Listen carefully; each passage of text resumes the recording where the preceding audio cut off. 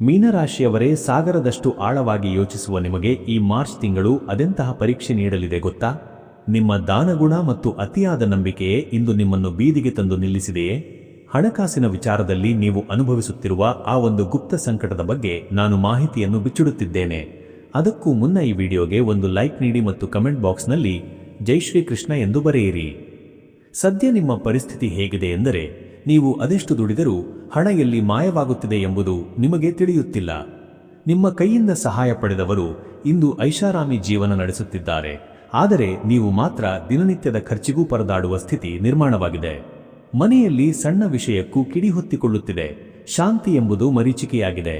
ನೀವು ಯಾರನ್ನು ಅತಿ ಹೆಚ್ಚು ಹಚ್ಚಿಕೊಂಡಿದ್ದೀರೋ ಆ ವ್ಯಕ್ತಿಯೇ ನಿಮ್ಮ ಆರ್ಥಿಕ ಕುಸಿತಕ್ಕೆ ಪ್ರತ್ಯಕ್ಷ ಅಥವಾ ಪರೋಕ್ಷವಾಗಿ ಕಾರಣವಾಗುತ್ತಿದ್ದಾರೆ ಎಂಬ ಕಟು ಸತ್ಯ ಈ ತಿಂಗಳು ನಿಮಗೆ ಅರಿವಾಗಲಿದೆ. ದೈವ ಬಲವಿದ್ದರೂ ಮನೆಯ ಒಳಗೆ ಇರುವ ನಕಾರಾತ್ಮಕ ದೃಷ್ಟಿ ನಿಮ್ಮ ಪ್ರಗತಿಯನ್ನು ತಡೆಹಿಡಿದಿದೆ. ಈ ಎಲ್ಲ ಆರ್ಥಿಕ ಮುಗ್ಗಟ್ಟು ಮತ್ತು ಮನೆಯ ಅಶಾಂತಿಯನ್ನು ದೂರ ಮಾಡಲು ಒಂದು ಸರಳ ಪರಿಹಾರ ಇಲ್ಲಿದೆ ನೋಡಿ. ಪ್ರತಿ ಗುರುವಾರ ತಪ್ಪದೆ ವಿಷ್ಣು ಸಹಸ್ರನಾಮವನ್ನು ಕೇಳಿ ಅಥವಾ ಪಠಿಸಿ. ಸಾಯಂಕಾಲದ ಸಮಯದಲ್ಲಿ ಮನೆಯ ಹೊಸ್ತಿಲಿಗೆ ಸ್ವಲ್ಪ ಅರಿಶಿನ ನೀರನ್ನು ಪ್ರೋಕ್ಷಣೆ ಮಾಡಿ.